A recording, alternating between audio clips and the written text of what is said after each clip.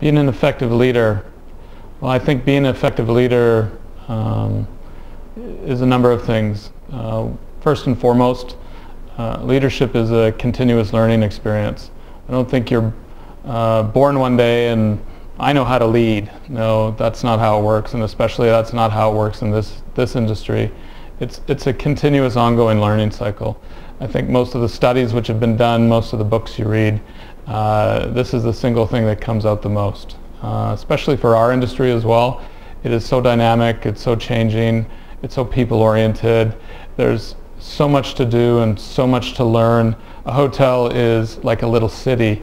It has so many moving parts. It has engineering, it has sales and marketing, it has finance, it has customer service, it has housekeeping, it has pools, it has beaches, it has all kinds of different aspects to it. So I think if for people who want to learn in life, the hotel industry certainly provides that. And to become an effective leader in this industry, you certainly need to open your mind to learning. And I think as you do that, you will certainly become, a very strong leader.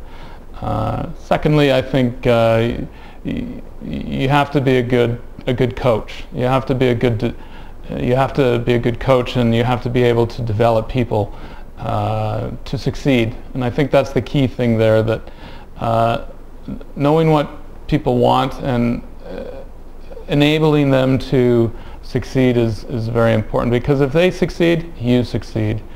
I love coaching. I think it's very motivational, but I think to be a good coach, you also have to be a very good listener.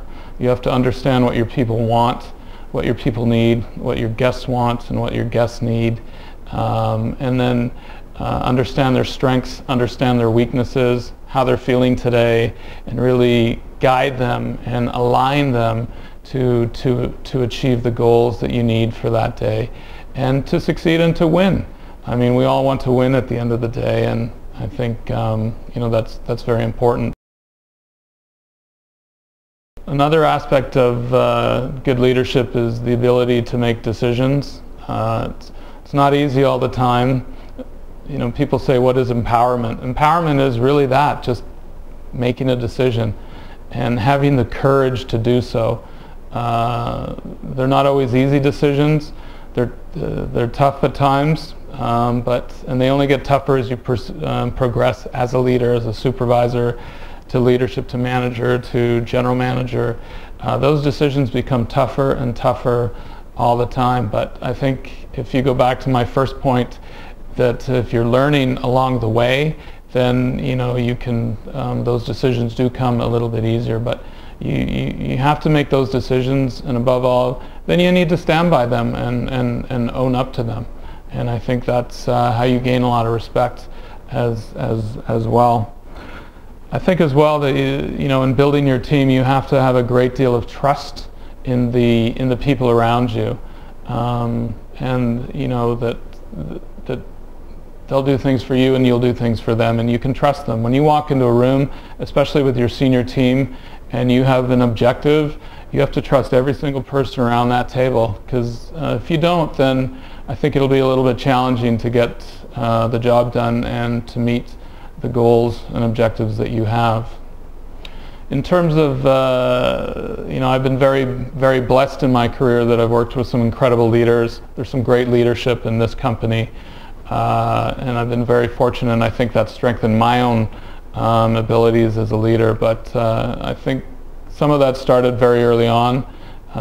First and foremost with my father. He instilled a lot of good values in me. He was a very successful executive chef. Bit of a hard nose, bit of old-fashioned, but I have to say he was very fair and balanced, and the people, his staff, enjoyed working with him. It wasn't easy all the time, but they knew that he was just trying to do the best and that he treated everybody fairly. So I think that is something that I've learned, and how important it is in a people-oriented business. The other thing is working hard. You have to work hard in this industry if you want to get ahead. You only get out what you put in. There's no free lunch. There's a few people in the world that I think have that natural born ability, but for the rest of us, You know, we have to work hard each and every day to achieve our goals.